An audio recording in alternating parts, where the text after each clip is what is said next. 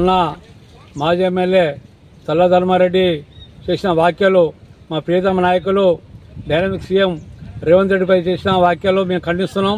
ఎందుకంటే ఇలా ప్రపంచ దేశాలే మా నాయకుడిని, మా ముఖ్యమంత్రి డైనమిక్ సీఎం అని చెప్పి ఇలా ఎంతో ప్రపంచ దేశాలు ఇలా ముందు తీసుకొచ్చి పొగుడుతున్నారు. అలాంటి సీఎంను పట్టుకొని ఏదో రకరకాల మాట్లాడడం పద్ధతి కాదు. మీ పద్ధతి మార్చుకోవాల్సిన బాధ్యత ఉన్నది.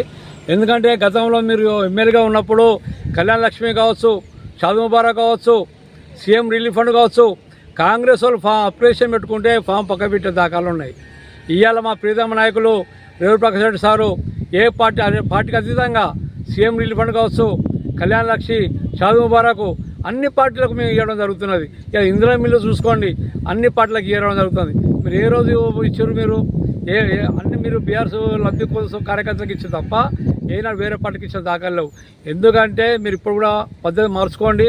మీరు ఎప్పటికీ ఇలా మా నాయకులను విమర్శించడం మాత్రం ప్రజాక్షేత్రంలో శిక్షణ తప్పదు.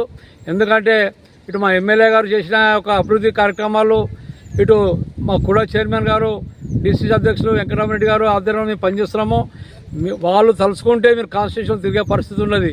ఎందుకంటే మేము ఏంటంటే ఓ ప్రజాప్రభుత్వము, ప్రజాపాలన, ఇందిరమ్మ రాజ్యం, ఇది ఓ ప్రశాంతంగా ఉండాలనే ఉద్దేశంతో మేము ఉన్నాం తప్ప ఇవాళ మీ ప్రభుత్వం ఉన్నప్పుడు మీ కార్యకర్తలు బస్సులో సీటు కోసం ఖర్చు పెట్టేసుకుంటారు, పంచాయతీల కోసం కాంట్రాక్ట్ పట్టుకొని చేసే దాఖలను మీ కార్యకర్తలు.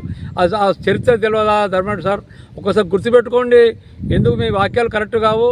ఎందుకంటే నా పేరు ఏర్కొండ రవీందర్ గౌడ్, పరకాల సేవాదల్ కాంగ్రెస్ ప్రెసిడెంట్ను. నేను ప్రత్యేకంగా చెప్తున్నా, దీని మీద ఘాటుగా వ్యతిరేకిస్తున్నాము. ఇంకోసారి మాత్రం మీ చేసే యొక్క మాటలు మీ పద్ధతి మార్చుకోకపోతే ప్రజాక్షేత్రంలో శిక్షిస్తాం.